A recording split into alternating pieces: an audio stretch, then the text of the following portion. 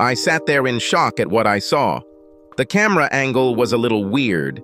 It was apparently placed on a flat surface that was in direct view of the bed and tilted slightly to the right, but the contents greatly obscured the position and angles of the recording device. The question is, how did this end up with my other tapes? The unlabeled cassette was supposed to contain a program that I had recorded last week for later viewing. I sat down expecting to be entertained and instead got the biggest surprise of my life. It was Monday evening, and at 6:15, the doorbell rang. I opened it and found my cousin Ralph there. I thought this was a little strange because I usually don't get home until after midnight, but then I thought that Ralph had probably forgotten about my schedule.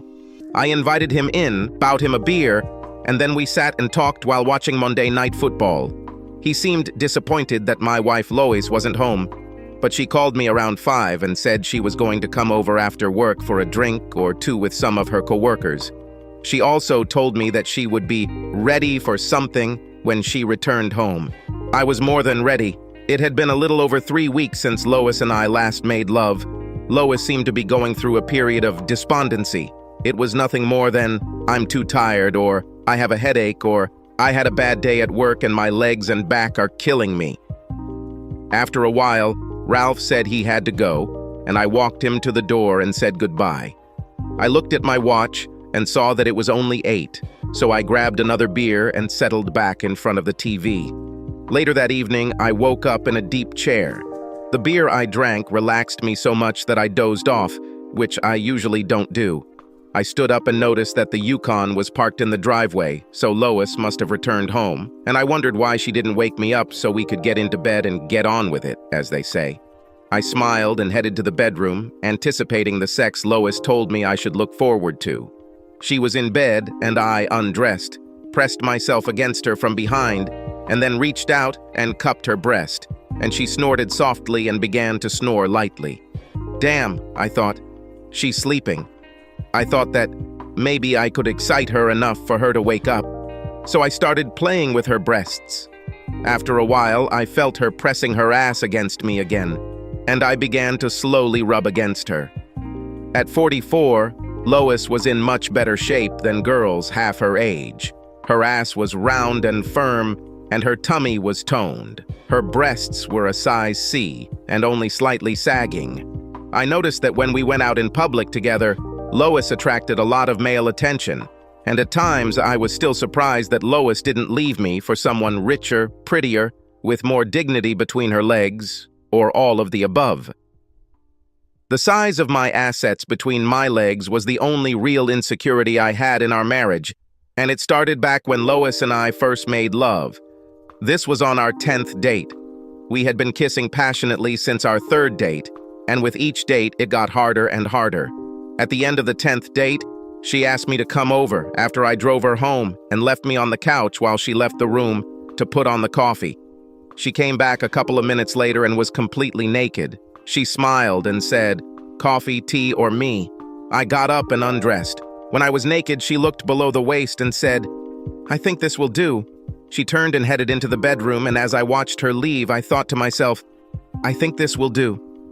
That and the tone of her voice made me think she wasn't too impressed, although I didn't expect her to say something like, "Oh God, I don't know if I can stand this." I figured I was of reg. The average length, in my opinion, was 15 to 18 centimeters, and I was 16 centimeters, so I thought I fell in that range. Neither Lois nor I were virgins by any means. We had both been there and done that, and I knew several of her ex-boyfriends. I had seen a couple of them in the showers and locker room, and they were about the same length as me, so I was wondering what prompted her comment.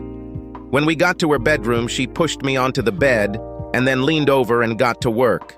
After a minute or two, she pulled away from me and said, "This is the perfect size for this activity."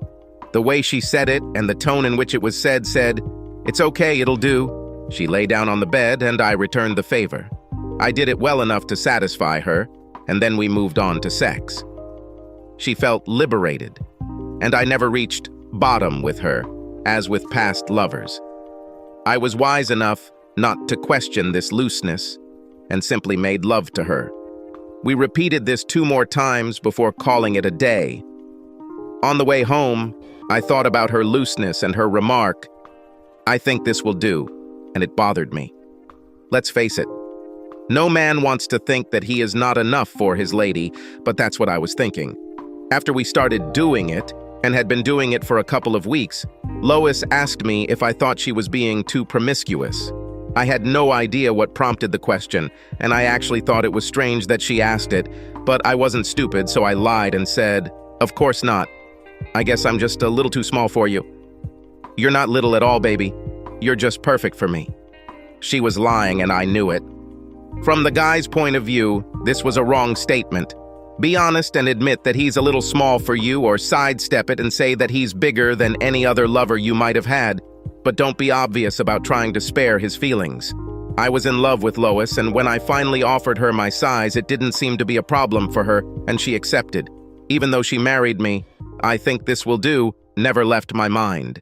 Anyway, back to my attempts to wake up a sleeping Lois to try and get some love.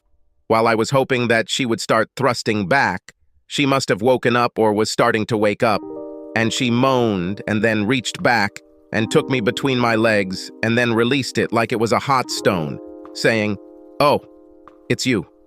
My frustration at her sleeping in bed after promising me sex instantly turned to white-hot anger. I've had enough of her crap. Just damn it. Who did you think he was? You pathetic fucking bitch. What the fuck is with this "oh, it's just you" crap? Who the hell have you been sleeping with behind my back? I got out of bed, picked up my shorts from the floor, and went downstairs. I grabbed a beer and then went out onto the veranda and sat down to cool down a bit, thinking about what had just happened. She rubbed her ass against me and pulled back as if she wanted him and then let go as if he was red hot.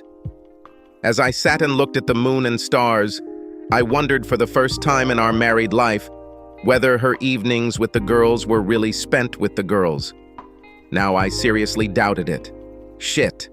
Was anything she did when she was away from me really what she said she was doing? My next thought was, where the hell can I scrape together enough money to hire a detective and find out what this bitch did in her free time? Something else occurred to me. This bitch knew exactly what I was thinking from the way I yelled at her, and she didn't care what I thought. So much so that she trudged downstairs, gave me her usual excuses, and tried to make things work. It was almost like, well, now he knows. So what the hell, okay?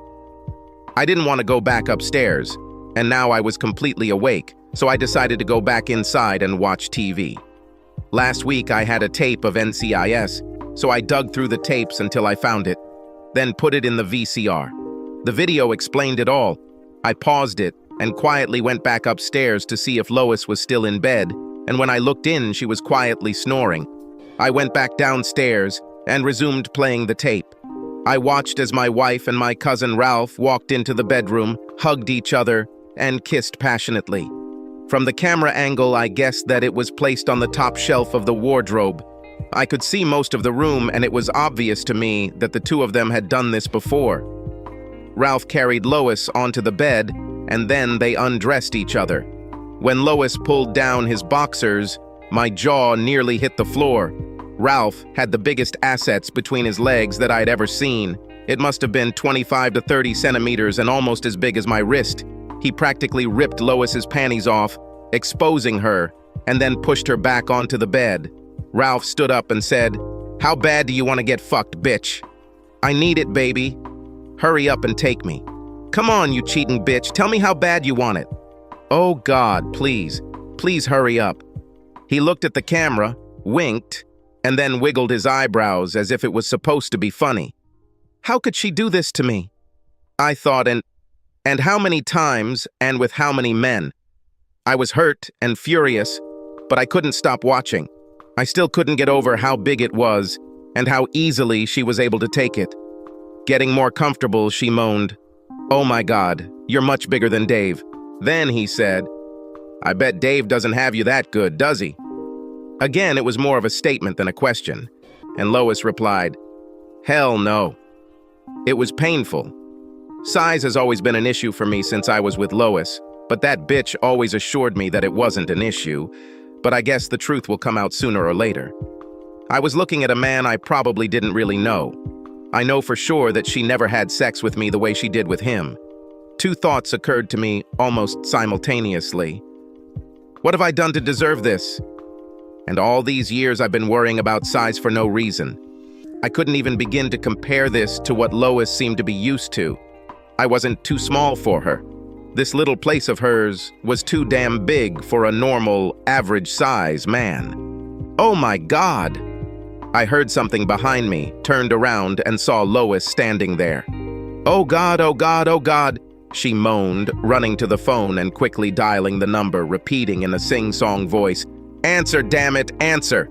Answer the fucking phone!" Then, "Damn it, Ralph, Dave knows. He got hold of that stupid tape you just had to record. I do not know how. You should have taken the damn thing with you when you left. You couldn't take it. Dave is sitting here watching this right now." I think I knew where my NCIS tape was. I stood up and walked over to Lois, but she flinched and backed away from me. She probably thought I was going to hit her, but what I did was snatch the phone out of her hands. "Why don't you come and pick up the tape, Ralph? Just remember to wear your bulletproof vest when you arrive. It would be extremely wise of you to never again allow yourself to be anywhere near a place where I might end up. Keep in mind that from now on, I intend to attend every family event, just hoping and praying that you will be there too.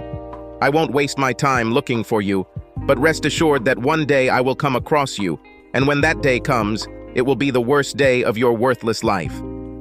I hung up the phone, looked at Lois and said, "Thanks to you and my stupid cousin, I don't have to spend money on a private investigator. You two have provided me with all the evidence I need." I went back to the VCR, took out the tape and kissed it, then put it on the TV. Lois asked in a trembling voice, "What are you gonna do?" "What the fuck do you think I'm gonna do? I'm going to divorce your stinking ass." "But I don't want a divorce." "Why the hell not? From what I just looked at, it's obvious that you don't give a shit about me. You should be thrilled to death that you're getting rid of a man who doesn't meet your needs. Go pack your bag and get the hell out of here before I actually lose my temper, and do what I'm quickly beginning to believe to you. You fully deserve it." She almost ran out of the room, and as soon as she was gone, I grabbed the blank tape and put it on the TV, and then I took the recorded tape into the kitchen and hid it. I made some coffee, sat down at the kitchen table, and started making a list of what I needed to do in the morning. We didn't live in a state that didn't have fault rules, but what I did know was that courts generally divided assets equally unless the cause was adultery or criminal in nature. Adultery has been an issue for me ever since I got the tape. The house was left to me by my parents, and I was going to add the name Lois to the property, but thank God, I never got around to doing it.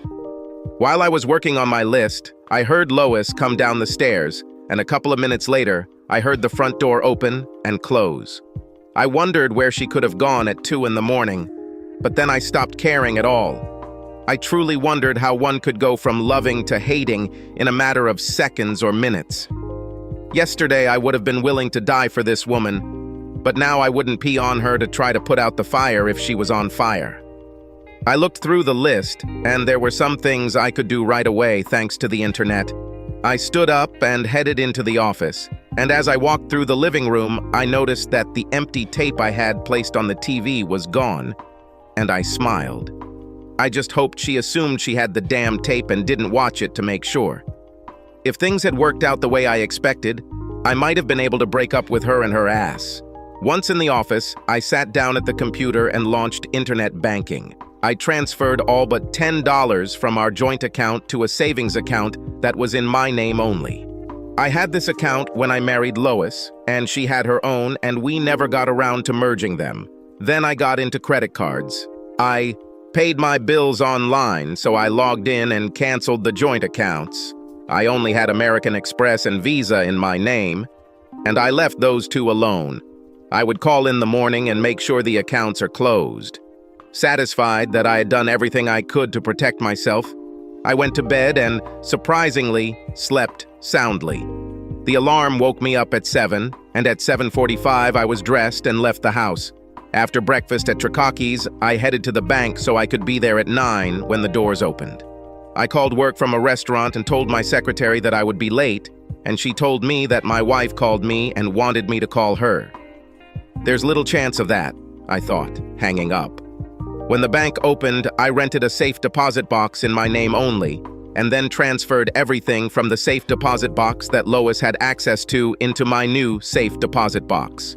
That done, I headed to the office where Myra, my secretary, handed me some slips of messages and told me that Lois was still trying to contact me. I told Myra that Lois and I were getting a divorce and asked her not to bother receiving any messages from her.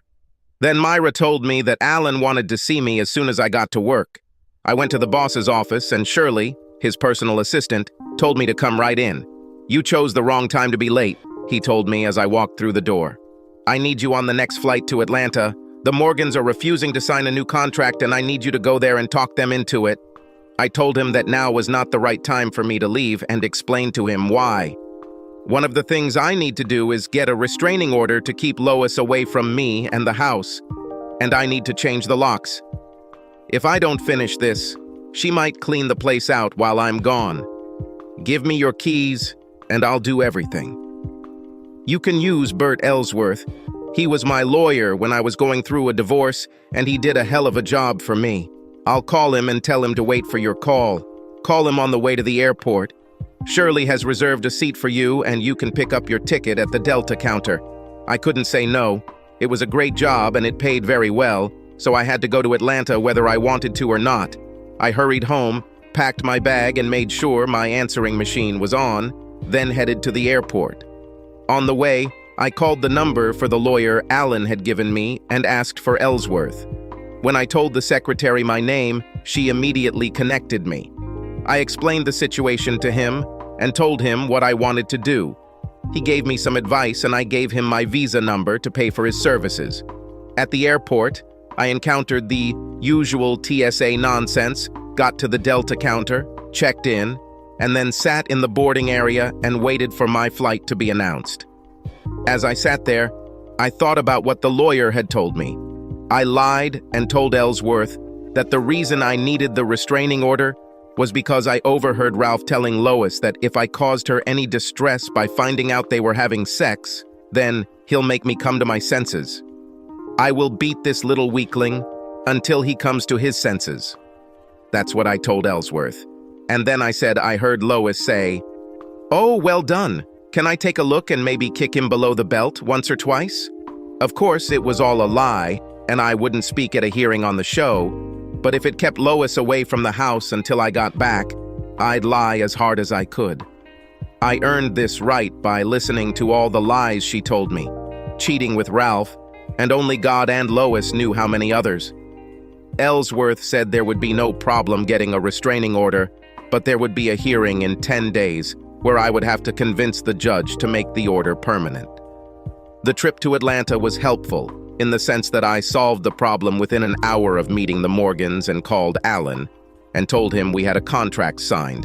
He told me that he had called a locksmith and that the locks on the house had been changed. In addition to that, my brother-in-law is a deputy sheriff and he'll look after this place until you get back.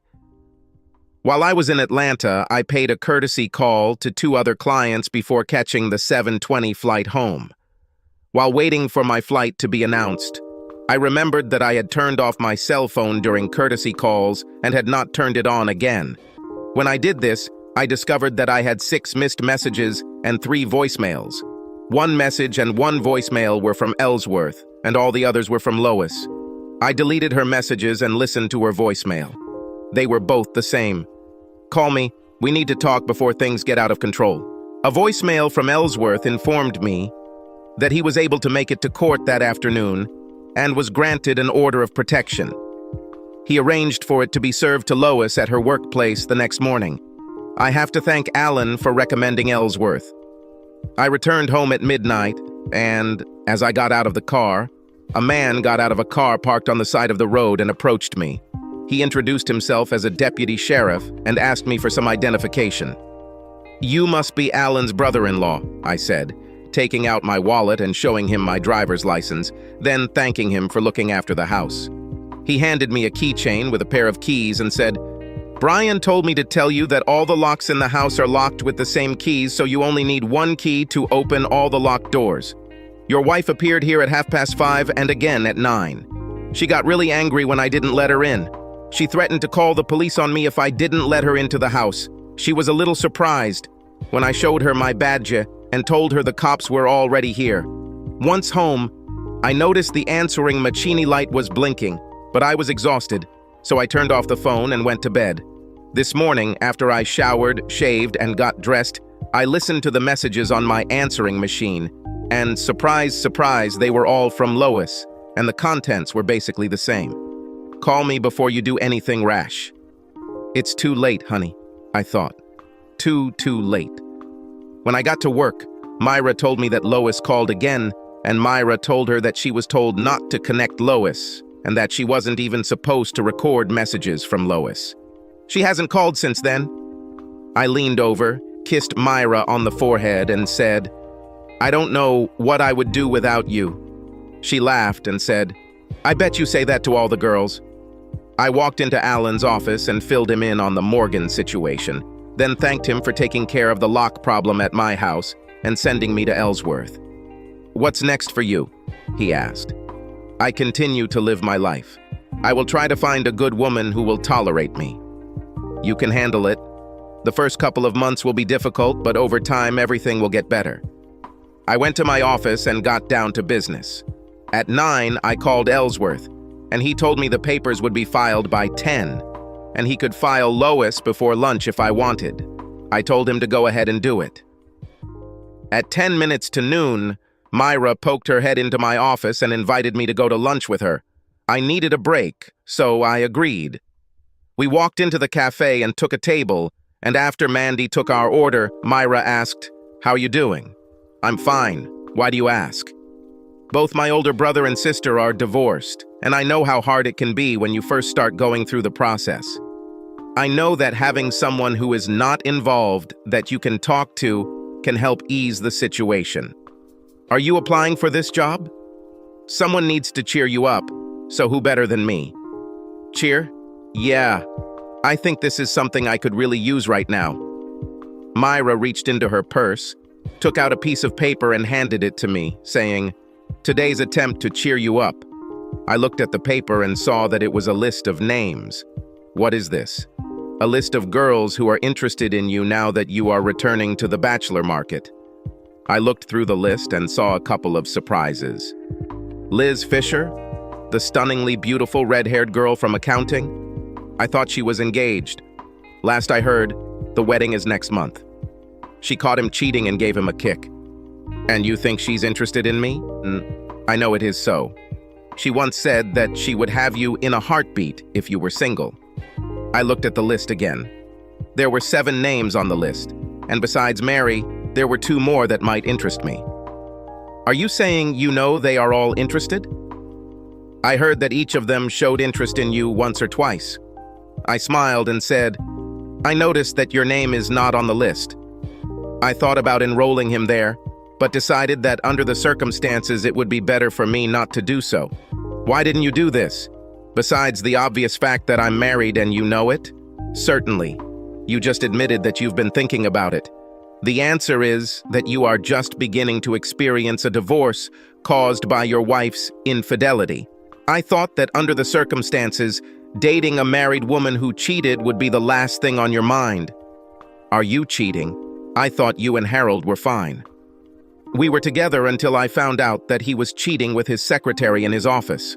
Instead of getting a divorce, I decided to maintain my comfortable lifestyle and pay him back in kind. Well, you're wrong about one thing. Knowing that you're married and cheating wouldn't stop me. You should have put your name on the list. You would be the perfect woman for me right now. Now I know you're joking. I am far from being an ideal woman. That's where you're wrong. There are 3 names on your list that interest me, but you have one thing that they don't have. And what, pray tell, could it be? You are married, but they are not.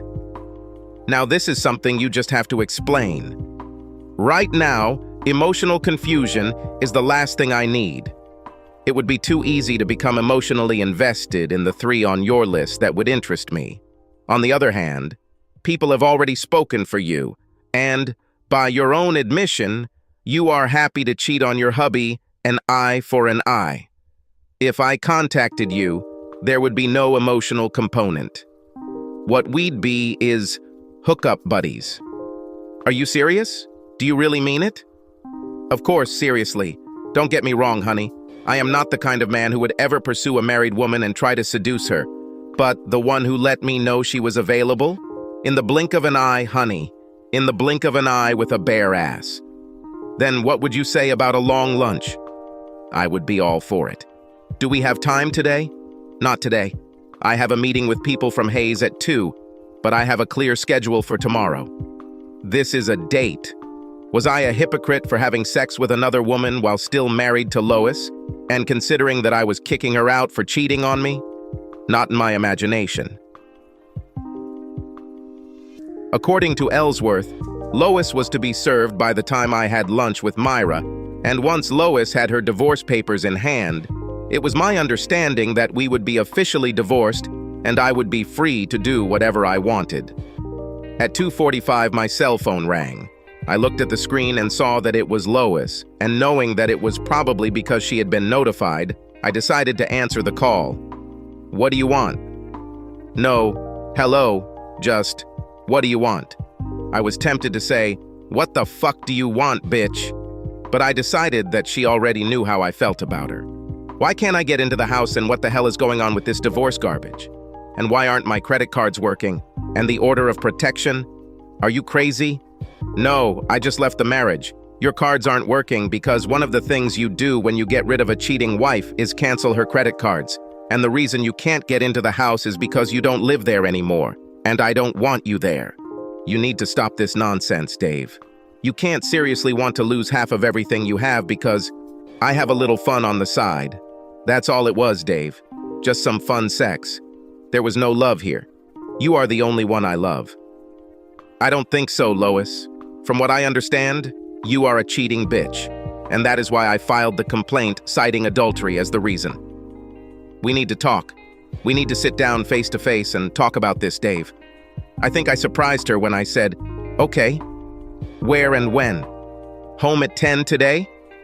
I don't think so. I kicked you out of the house and won't let you back in again. You can't keep me out of the house, Dave.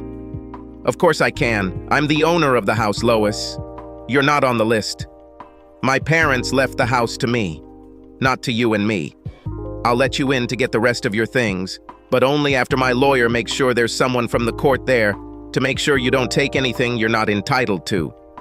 Why don't we forget about all this legal stuff and just sit down and figure it all out? I said I'm ready to talk to you, just not at home. You're being completely unreasonable, Dave.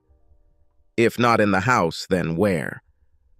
Tomorrow evening at Angelina's at 6, we can take a booth in the back, which should give us plenty of privacy. I closed the phone to end the conversation, wondering if Lois really thought I was stupid enough to fall for the "it was just sex with him, I only love you" bullshit. Even when this thought flashed through my mind, I already knew that the answer would be in the affirmative. And why shouldn't she think I'm a fool? I was stupid enough to let her get away with something she did for years. That evening, coming home from work, I went to the bar on the runway for a drink or two to drown out my sorrows. Also, since it was Wednesday, it was an open night, and I thought maybe one or two comedians could make me laugh and cheer me up.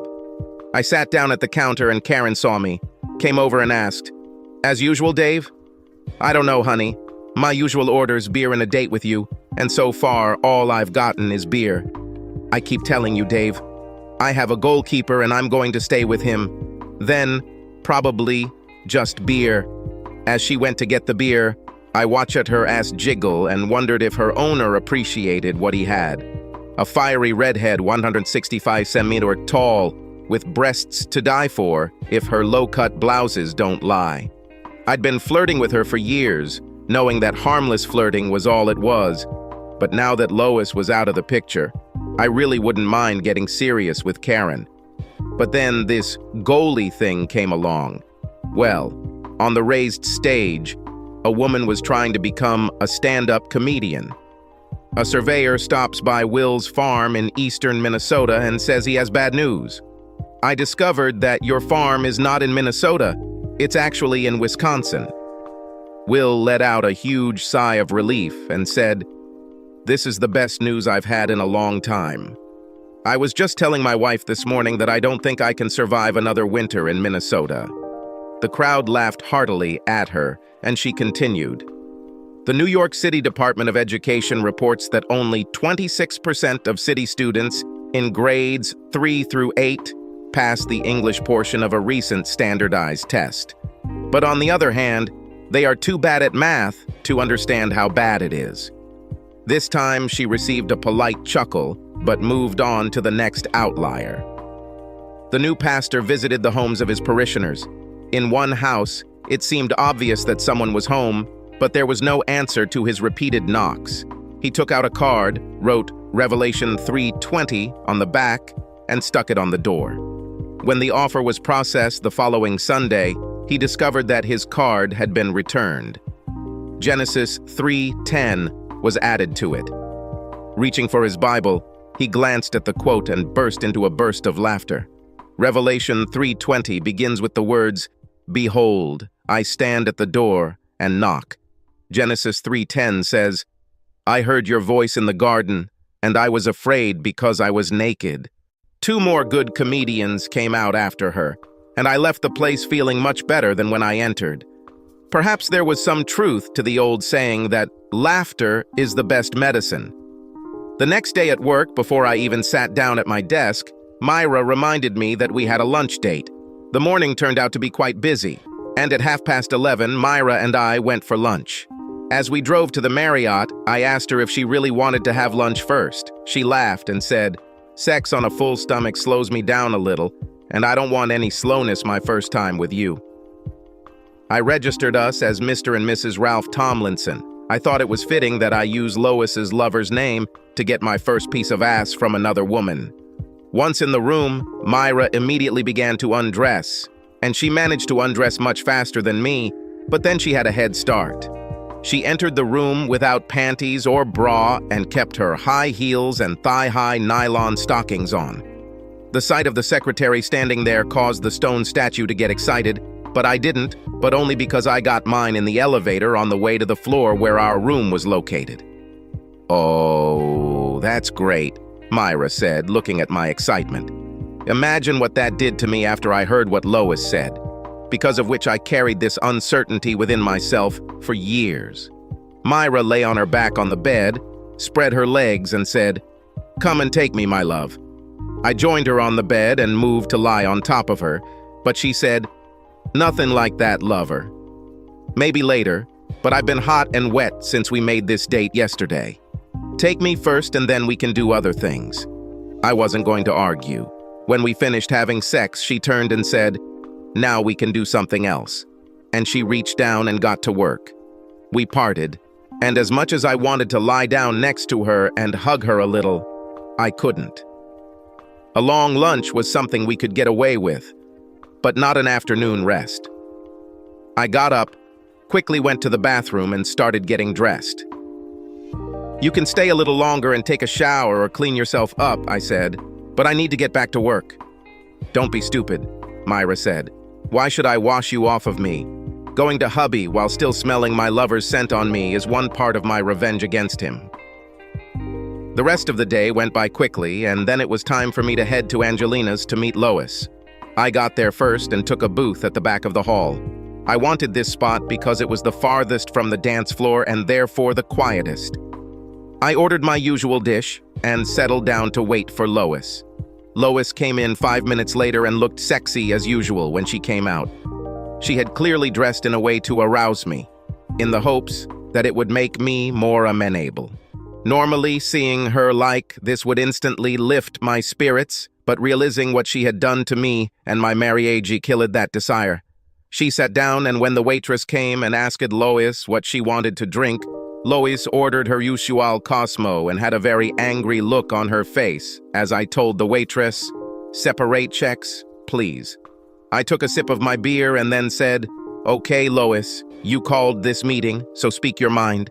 Honestly, Dave, You could be a little more polite. Given the circumstances, Lois, you're lucky I'm not trying to wrap my hands around your throat and strangle your lying ass. I'm sitting here looking at your throat and imagining how good it would be to wrap both hands around it and squeeze it tightly.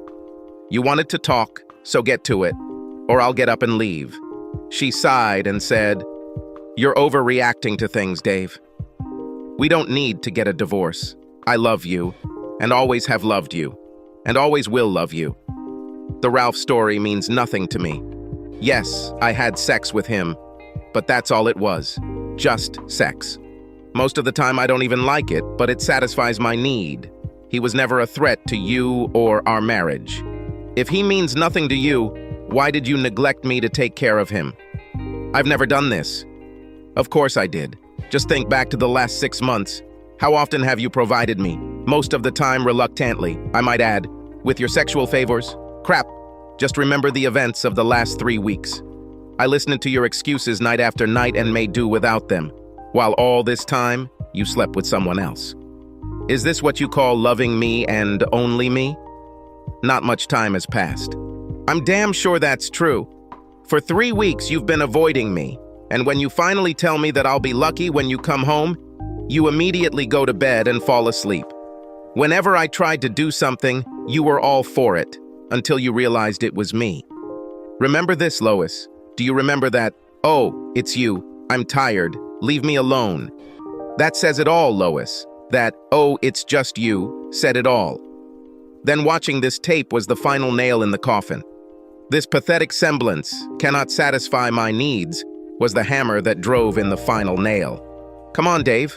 You know that what I said was not true. Then why are you even telling Ralph all this? Because Ralph likes to hear it. He has some kind of burning need to hear that he is much better than you. I say such nonsense to stroke his ego. There's absolutely nothing wrong with you as a lover, Dave.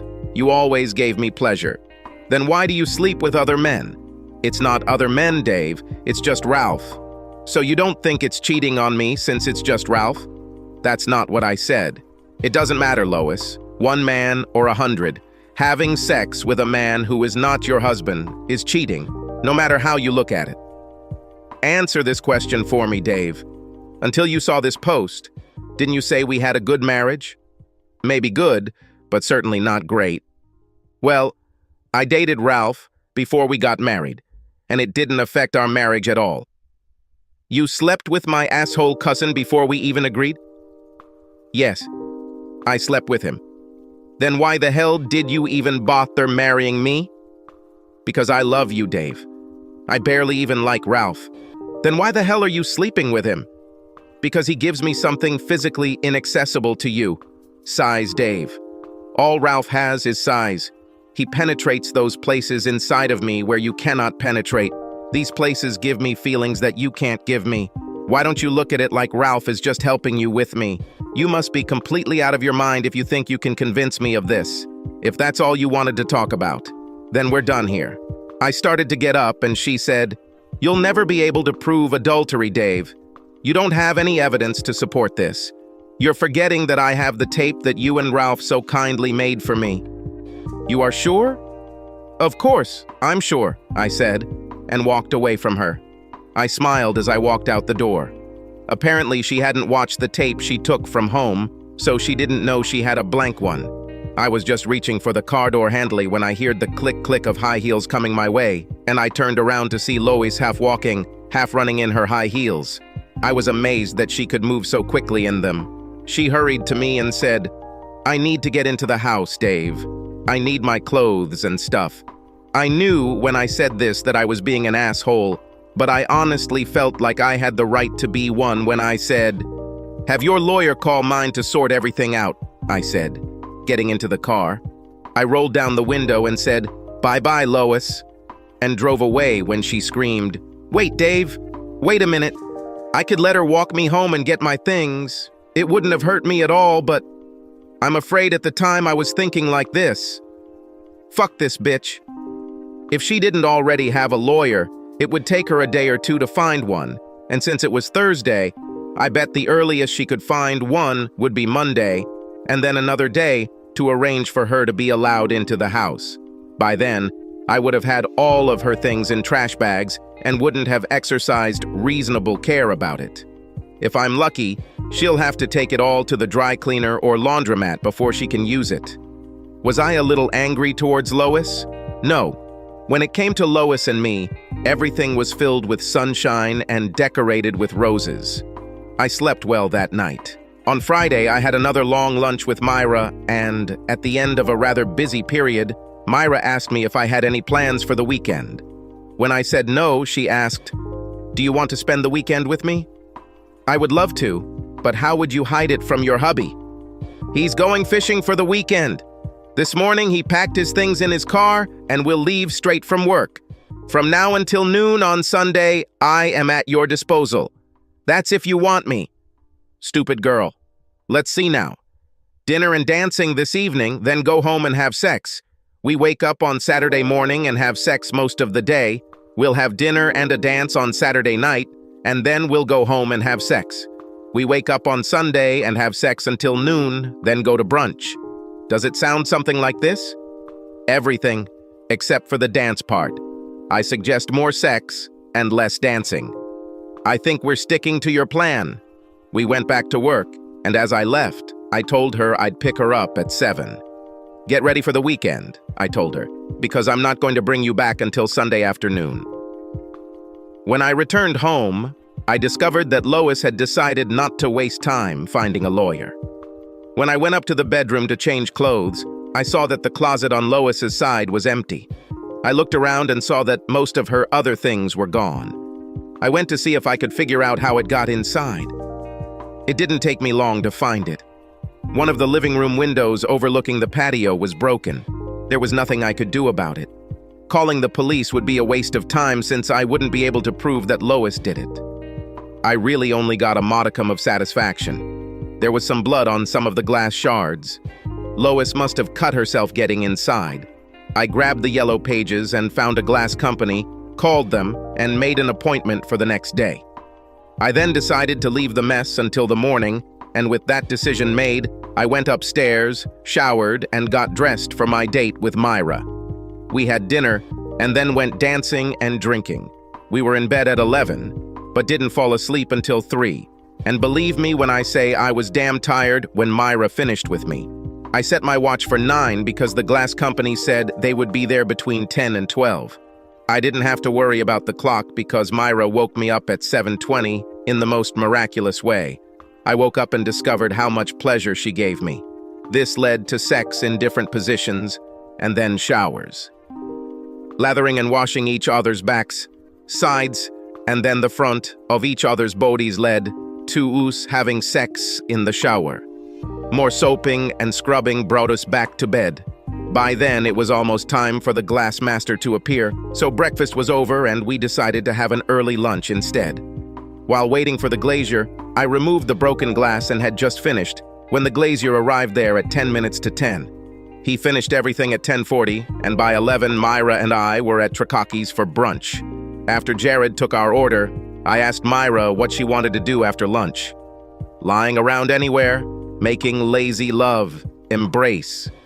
I can do it, and that's exactly what we did. We were in a great mood, and by 5 o'clock we decided that we would order pizza and just carry on with what we had been doing most of the day. We decided not to have sex on full stomachs, so we cuddled on the sofa. We watched TV for an hour or two, and then in the middle of a program whose name I don't even remember, Myra began to caress me. This game could be played by 2, and I started playing with her breasts. And we had sex again. With Sunday morning came the realization that I would have to return her to my husband. With this realization, a thought came, and over pancakes in a village inn, I asked, "How much time do I have?" "What do you mean?" "How long will it be before you leave me?" "What makes you think that I would leave you?" "The way you said it when you told me you cheated on your hubby, I got the impression that you just did it occasionally and didn't date anyone for long periods of time. Maybe. But it was never my choice. Usually the guy I dated would end up getting a little possessive and want me to leave Harold for him. The problem is that they weren't Harold's class. None of them could support me in the lifestyle I enjoyed as Harold's wife. I just couldn't imagine leaving a nice house in a nice area to live in a 2-bedroom apartment and spend my time wondering if we could pay this month's bills. Besides, most of them weren't any better in bed than Harold. And then there was the fact that they were dirty bastards. At least that's how I looked at it. They had to be dirty bastards if they hit on a married woman, but I always wore my rings. I don't understand the logic here. You went out looking to get hit on, and you knew they knew you were married when you slept with them. True, but I wasn't looking for a replacement for Harold. I just wanted to get even.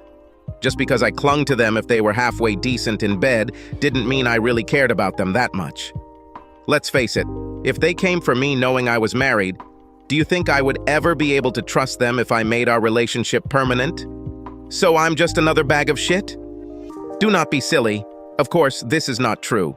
I've been working for you for over 5 years now, and not once in all this time have you even flirted with me. Think about what brought us here, beloved. I almost gave you an engraved invitation. You told me straight out that you would never pursue a married woman, and you didn't. I put it out there for everyone to see, and you were smart enough not to refuse. If anything happens, it will be you leaving me. I can promise you that if I do this, it won't be soon. Do we have time to make love one more time before I have to take you home? She gave me a big smile and we did just that. When I went to bed on Sunday night, I was one of the most sexually satisfied men in the state, and perhaps even the surrounding area. On Monday, as I drove to work, I thought about my relationship with Myra and realized that this could not continue, at least not the way it continued over the weekend. I sued Lois for adultery, and if she had hired a lawyer, one of the first things he would have done would have been to get her to get something out of me that she could stand up to. If she had failed to resist, I would have taken the lead in asset allocation. Getting caught with Myra would give Lois an argument, but there was no way I was going to go without sex for as long as it took to get a divorce. I went without it long enough while I was married to my bitch wife. When I got to work, I called Myra into my office and outlined the problem to her, then asked if she had any ideas.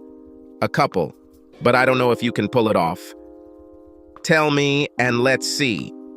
You have these 3 uncomfortable chairs here in case clients come over. You need to put a comfortable sofa here for them to sit on. I can do it. Then you stay and often work late, so naturally I'll have to stay late to help you. Then, after we've put the new sofa to good use, you leave. I will wait 10 or 15 minutes to give those who may be watching you enough time to follow you without them seeing me leave. This should work. Another thing we could do is I'll leave for lunch before you and go to the hotel, get a room, and then call you and give you the room number. When you get to the hotel, take the elevator to the 2nd floor where all the meeting rooms are located, and then take the stairs to the floor where the room is located. However, we won't be able to do this very often. There is a limit to the number of conferences you can attend without raising eyebrows. What could stop them from coming up and making sure that I was at the conference? Before you go up the stairs, put a "Do Not Disturb" sign on one of the conference room doors. But it won't really matter. They will need to see us together.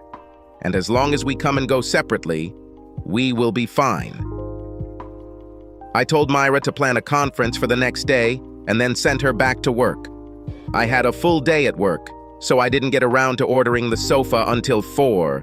I didn't waste a time going through channels to get approval. I just ordered it and paid for it myself. At 5, I called Myra into my office and told her that she needed to tell her husband that she had to work late on Thursday. They will deliver the sofa around noon. How did you get Ahern and the accounting department to approve it so quickly? I didn't ask them. I bought it myself. She looked around, saw no one, and kissed me. Then she said, I was hoping I wouldn't have to wait until Thursday. Have you already forgotten about tomorrow's conference with the guys from Ajax? Damn it. How did this get out of my head? I was in a good mood the whole way home, and then the good mood faded when I pulled up to the house and saw Lois parked in the driveway. She was parked in the middle, so I couldn't walk past her to get into the garage. I parked so that she had room to reverse and drive away. When I got out of my car, she got out of hers, and then came up to me and said, We need to talk, Dave. Everything is getting out of control. I ignored her and walked past her to her car. I opened the door, reached inside, and grabbed her purse, which she had left on the seat. I turned it upside down and dumped the contents onto the seat. I took her wallet, took all the money out of it and counted it, and then put it in my pocket and threw the wallet on top of the rest of the trash on the seat. You still owe me $14 for the broken window, and we don't need to talk. I've already said everything I needed to tell you. Damn it, Dave. I love you and don't want a divorce. We can work things out. It doesn't have to end for us. Yes, that's right, Lois. There is no way in hell we can stay together, especially after I found out that you backstabbed me before we even got married. We're done, Lois. Finished. End. I hoped that you would listen to the voice of reason, but I guess deep down I knew that you wouldn't. If you are determined to get a divorce, I will have to fight you. I will not agree to adultery. I know what this condition is, and I will not agree to a 70-30 asset split when I get a lower number. I'm sorry you don't think you should be punished for what you did to me, but adultery still stands. You'll have to prove it, Dave, and you can't. It will be your word against mine, and I will deny it to hell and back. I will say that you are simply trying to defraud me out of my fair share of our assets. You might even be fined for it. You seem to forget that I have clear proof that you committed adultery with my idiot cousin. No, you don't understand, Dave. I grabbed this tape as I was leaving the house and then destroyed it. It will be your word against mine, and without any evidence, you will lose. Did you destroy it? Ralph will never forgive you. He wanted this tape so bad. He might even get so mad at you for ruining it that he just stops fucking you. Can you get it into your head that I don't give a damn about Ralph? Yes, I wanted what he had, but I don't need it. I need you. I shrugged and said, you still owe me $14 for the window. I walked away from her and entered the house. This bitch didn't give up that easily. She banged on the door and rang the bell for a good 10 minutes before she finally left. Watching her walk back up the driveway, I smiled. Apparently, she destroyed the tape without looking at it to make sure she had the right one. Was she ever in for a surprise? I wanted her to hire a lawyer and get a divorce. I wanted her to go into debt, spend $1,000 or more on lawyers, only to find out that I still had the tape and that she had wasted her money. I slept soundly that night. My conference on Tuesday with the Ajax people went well, and I was in a pretty good mood when I got home from work. Wednesday wasn't too bad either, as Myra wanted to have quick sex on my desk before closing time. After a quick check to make sure everyone else had left, I thanked the lady. And when we were done, I reminded her that she would have to work late on Thursday. On the way home, I decided to stop at my favorite drinking spot, which was the Runway Lounge. I had completely forgotten that Wednesday night was an open house, and when I got there, I had a hard time finding a seat. Finally, a seat became available at the bar, and I took it. I got there just as Bobby Denton handed the microphone to the trailer mechanic who worked at Triple T's sales and service department in Franktown. An 8-year-old girl approached her grandfather, who was working in the yard, and asked him, "Grandfather, what is sex together?"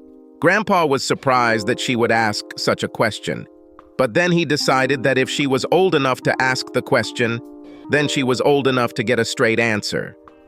Gathering his courage so as not to miss anything, he began to tell the young girl all about human reproduction, the joys and responsibilities of sexual intercourse. When he finished explaining, the little girl looked at him with her mouth open and her eyes wide in amazement. Seeing the expression on her face, Grandfather asked her, "Why did you ask this question, honey?" "Grandma told me to tell you that dinner will be ready in a couple of seconds." The crowd burst into laughter, and then he said, "There was one guy there, and he was pretty smart. He had degrees in both electrical and mechanical engineering, and one day while driving home, he heard an advertisement on his car radio that he decided was an outright lie. He thought about it, and returning home, sat down in his den and sketched out plans for a lie detector robot. When he was satisfied with his plan, he went down to his basement workshop and began to build it. It took him 6 weeks, and when everything was ready, he was ready to test it. It just happened that the robot was with him in the living room when his 14-year-old son returned home 2 hours late. The man asked his son why he was so late. His son said he was playing cards with his buddies and lost track of time. The robot rolled up to the boy and slapped him in the face. The man said, "Now tell me the truth. Why are you late?" The boy said, "It was not a trifle. We were just watching some adult movie that Johnny's dad had." The man shook his head and said, "When I was your age, we didn't watch this." And the robot slapped him in the face. His wife laughed and said, "He looks like you, George. He is definitely your son." And the robot slapped her in the face. This caused another roar from the crowd. There was a break in the show, so I finished my beer and went home. The next day, two good things happened. My lawyer called first to tell me that he had been contacted by the lawyer representing Lois and was told that she was going to fight the divorce. This made me smile. Secondly, my black leather sofa was delivered. The next 2 weeks flew by. Myra and I did this 3 or 4 times a week, mostly on the couch, after hours. But we went to the conference room 3 times because, let's face it, just like a couch was better than a desk, a bed was better than a couch.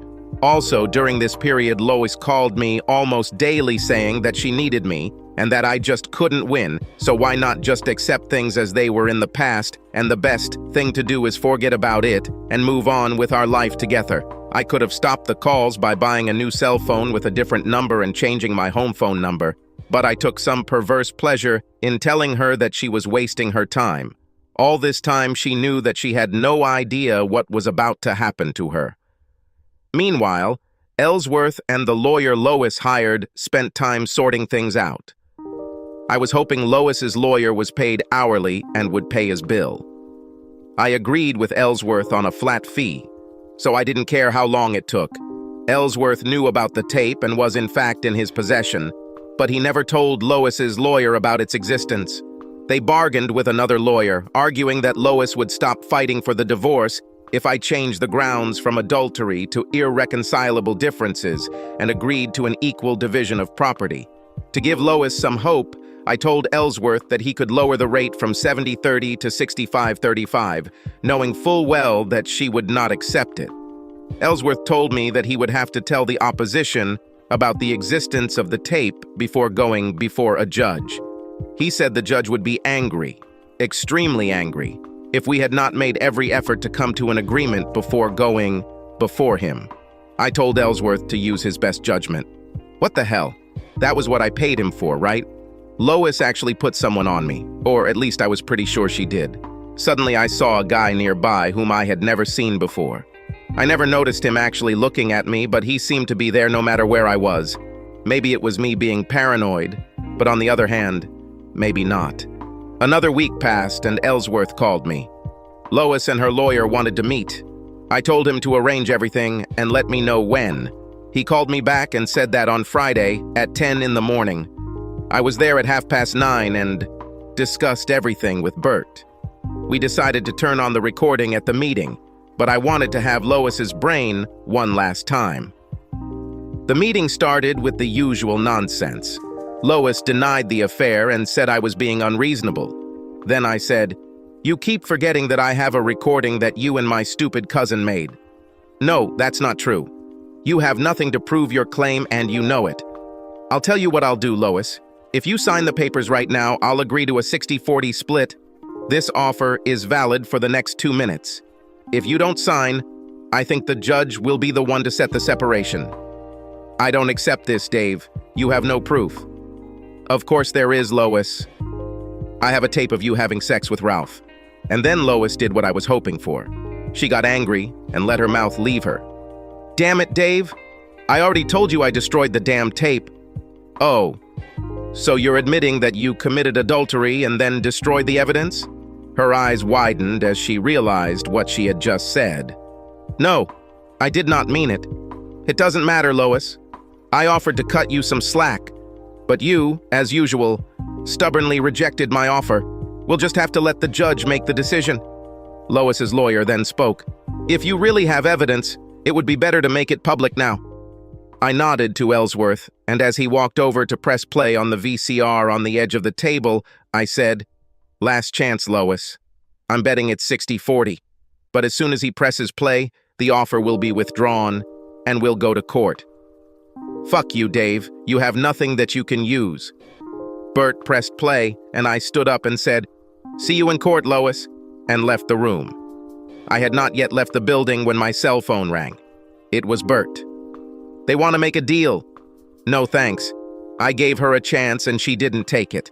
All this did was increase the number of phone calls I received from Lois. I had turned off my home phone and Myra knew I wasn't allowed to forward calls from Lois, so the only way Lois could reach me was through my cell phone. I saved the cell phone and number just to tease Lois. I was pleased to see how many calls I received from her that I never answered. When it came to my sex life, Myra was giving me almost more than I could handle, but I wasn't going to complain. 3 days after meeting with Lois and the lawyers, Myra said, "We have a problem. A very big problem." Oh shit. I thought her hubby found out about us. "How bad is it?" I asked. "Pretty bad. Harold must fly back to Ohio to settle some matters related to his parents' inheritance. He'll be gone for a week." "So what's the problem? How are we going to spend the week together?" I thought for a minute and then said, "Easy. You leave work half an hour before me and go to my house. You'll park a block away and then go into the house and make sure all the curtains and blinds are drawn tightly. Then, when I come home, we have sex. In the morning, I go to work, and if they are watching me, it will pull them along with me. You wait 10 or 15 minutes for me to clean up and then you leave and come to work. We'll just repeat this until the weekend, and then come up with another plan." How about this weekend plan? I do the same thing I do all week, except on Friday when you get home. We just never leave the house for the whole weekend. Do you think you can handle 2.5 days with me? What I'm not sure about, honey, is that I can survive 2.5 days with you. We won't know until we try, and that's exactly what we did. And I did manage to get through the weekend, but the weekend, as good as it was, left me feeling a little down when it was all over, and Myra went home to be there to greet hubby when he got home. I'm too used to Myra. Sex aside, she was good company and I got along great with her, but I knew myself well enough to know that once my divorce was final, I would be looking for a replacement for Lois. I liked being married. I was going to want a full-time relationship. I wanted to be able to fall asleep at night cuddled up with a woman who would be there when I woke up in the morning. I could totally see myself doing this with Myra, but Myra never showed any signs that she would ever leave Harold. I always had the feeling that she was happy with him and was willing to stay with him as long as she was able to repay him in kind. I remembered the list she had shown me that had been the impetus for our romance, and I mentally reviewed it. There were 3 whom I would have loved to have, but I could not consider any of them as a suitable wife. 2 of them smoked, but I didn't. And living with my parents, I knew I couldn't live with someone who smoked. Both my parents smoked 2 packs a day, and the house always smelled like a wet ashtray. The stench was everywhere, on clothes, furniture, curtains, and the list could go on and on. The only non-smoker was Liz from accounting, and she was also the sexiest of the 3, but I thought she was too young for me, and the age difference meant we were unlikely to have much in common outside of work. One day I walked into her office to check on a line item on one of my expense reports, and she was listening to rap music, and I can't stand that. It might have been fun to have sex with Liz for a while, but I couldn't imagine that we would be able to do it for the long haul. These were exactly the thoughts that plagued me as I drove to work on Monday. One day at work, I was too busy to spend time thinking about personal problems. I was so busy that I had to say no when Myra popped her head into the office and asked me if we would be staying for lunch. Shortly before the end of the day, Bert Ellsworth called me. He said Lois was desperate to meet. I know for you it's all about convincing her, but I think it would be reasonable to offer her 60-40 to get her to sign the contract now. I know that in most cases, adultery does play a big role in the injured party getting a larger share of the property, but 2 of the 7 judges who hear divorce cases are women, and they tend to make a 50-50 decision regardless of the reason. And we just might not be lucky enough to attract one of them. I think it would be in your best interest to settle this matter. I thought about it for maybe 30 seconds, and then told him to offer her 65-35 and see if she would take it. When it was time to leave, Myra entered the office and said, I didn't have time to have lunch, so can I at least sit on the couch for a while? She could and did it. The next morning at 10 o'clock, Ellsworth called and said that Lois had accepted the 65-35 offer. He said that she would come on Wednesday at 5 to sign the papers and asked for a short meeting with me. I didn't see any benefit in it, other than it gave me another chance to growl at her. But I wanted to get it all over with so I wouldn't have to sneak out on Myra anymore. I told Bert I'd be there at 2 and give her the meeting she wanted. We entered the conference room. I sat down and waited for her to give her speech. She saw that I wasn't going to say anything, so she took a deep breath and said, "I don't need this, Ralph. I know you don't believe it, but I really love you. Is there anything at all that we could work out and stay together? This is not a prayer, Lois. Not after finding out how long you've been doing this. I'll be honest with you here. If you were having a short fling with someone, I might, just might, let it slide. Say maybe you had a few big manhoods before we got married, and then you were a faithful wife for years until you somehow discovered someone had a big one between their legs and you remembered, as nice as it was, and started a short relationship with him. I might have been able to handle it. But an ongoing affair before we even said yes? No way in the world, Lois. There's no way we can get past this. The guy you say you barely like gets sex from you all the time, and the man you say you love goes 3 weeks to 2 months without you. This won't wash Lois clean. It just won't wash off. This is all? Is that all you can say? Please, Dave, please give us a chance. I can't do this, Lois. I will never trust you again or live like this. I stood up and headed towards the door. I turned and said, "You're a beautiful woman, Lois, so I doubt you'll be alone for long. When you do end up sleeping with someone, I can only hope that they fuck you as hard as you fucked me." I left the room and headed towards the landing strip. I sat down at the bar and Karen came over, put a beer in front of me and said, "Where have you been hiding, Hansomi?" I was going through a divorce and didn't feel all that social. I thought I'd come in, have a couple of beers and relax. Divorce? Does this mean I might be able to put you under my spell? I thought we had already discussed everything. I've been flirting with you for years, and you always told me how great you had with your boyfriend. Ha! Everything was great, but only because I thought he was something he wasn't. Before she could continue, another customer caught her attention, and I watched her beautiful firm ass as she walked towards him. She was busy most of the time. I was drinking 2 beers, so I didn't get a chance to talk to her too much.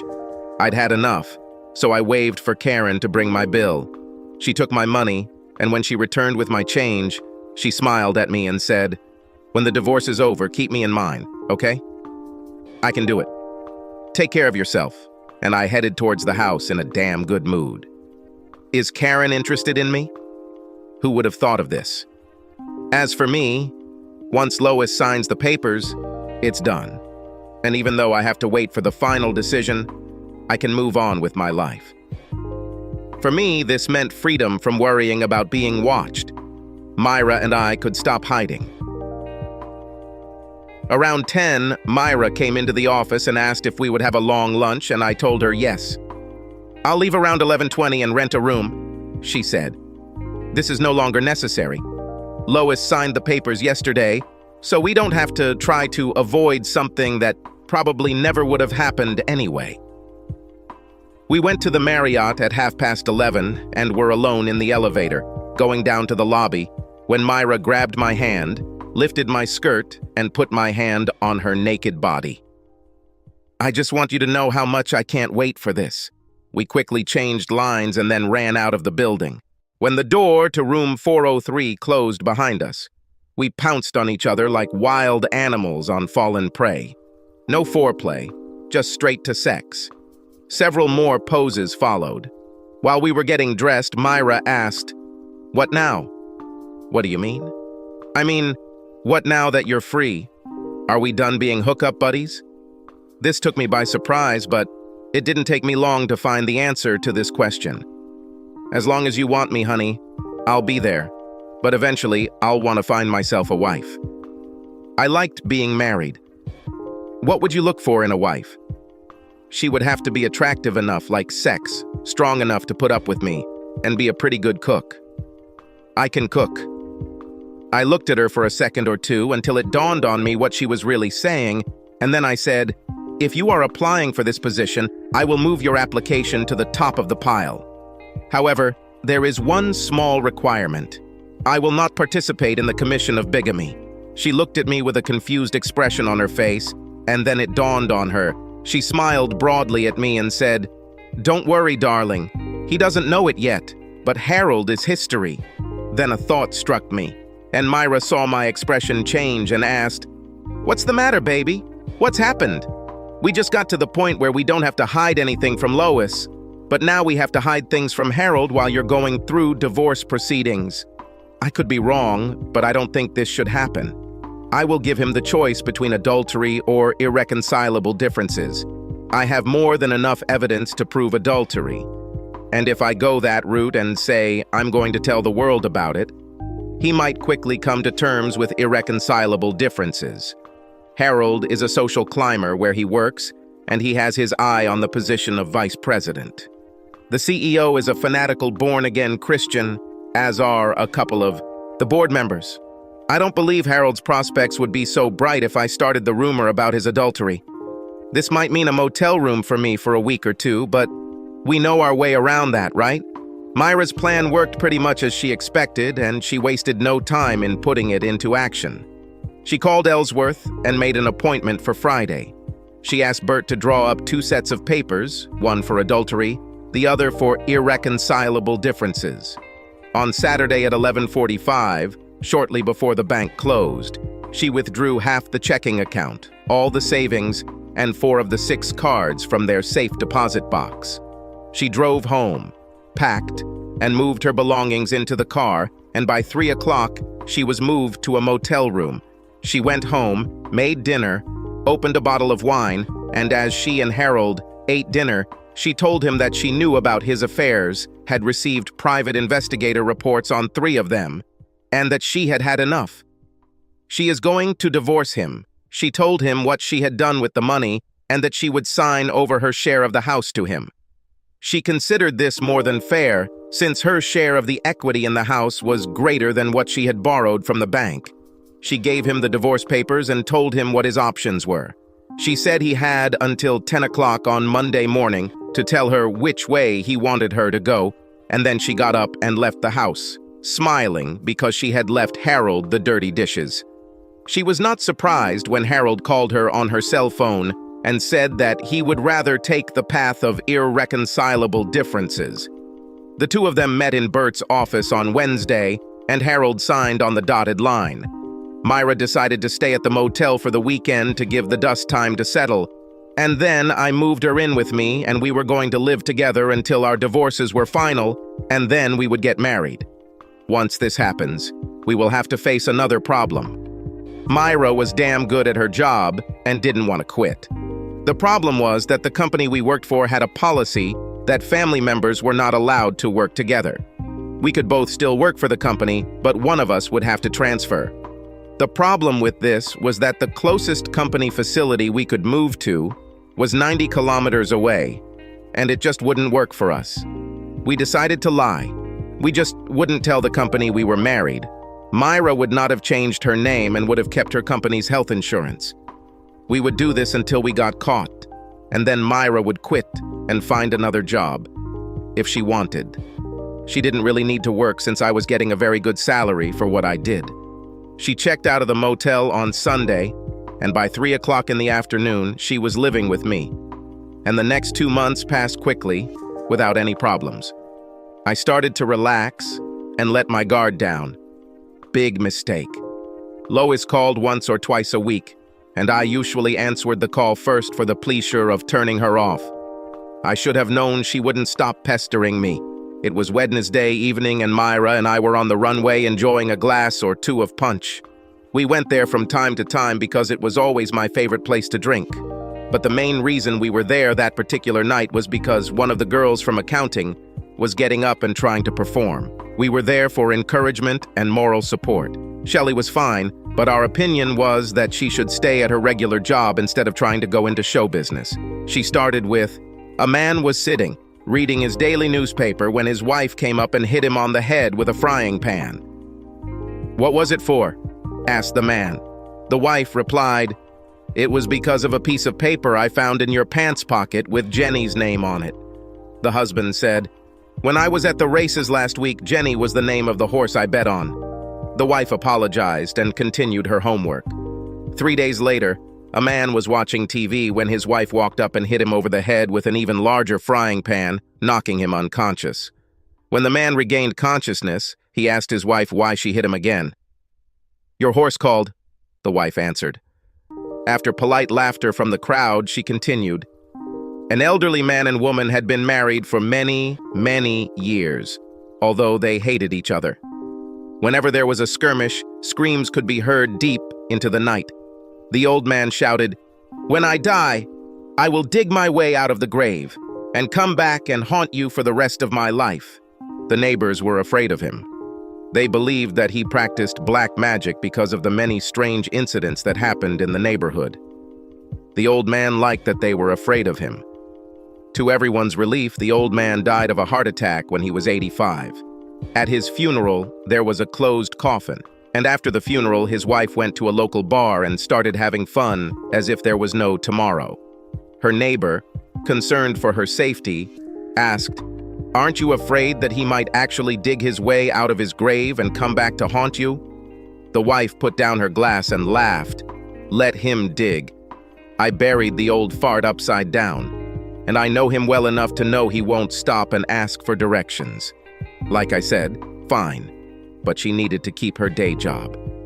Bobby Denton was just introducing the next hopeful when I felt something wet splash on me and heard, 'Keep your fucking hands off my man, you fucking bitch.' I turned around and saw Lois come up behind us and pour the drink on Myra's head.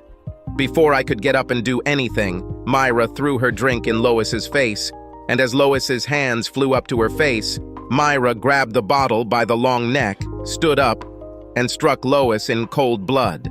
Lois fell to the floor and I grabbed Myra and pushed her out the door. I had some rags in the trunk of my car and I took them out and was drying Myra and myself when Lois came out the door. She was unsteady on her feet from being hit in the head with a beer bottle and was being helped by none other than my idiot cousin Ralph. I dropped the rag I was holding in my hand and shouted, "You rotten son of a bitch!" and rushed at him. He let go of Lois, who fell to the ground, and then began to run. I chased him for 3 blocks before I gave up and returned to the parking lot. When I got there, Myra was holding Lois against the fender of the car, and when I walked up to them, I saw Lois crying and Myra screaming in her face. "Get that into your stupid head, you stupid cow. I didn't steal it from you. You threw it away and I was lucky enough to catch it." As I approached them, Myra stepped back from Lois and said, "Let's get out of here. Get in the car. I need to go inside and straighten things out with Joe." I went inside and found Joe and asked if there was any damage that I needed to take care of, to which he replied no and laughed, saying, "Next time, do it during intermission so that visitors have something to watch when no one is at the microphone." When I returned outside, I found Lois waiting for me right outside the door. A quick glance showed Myra waiting in the car. Lois stood in front of me and said, "Please, Dave, give up the divorce. I'm dying, baby. I need you. I love you, and I know we can work things out."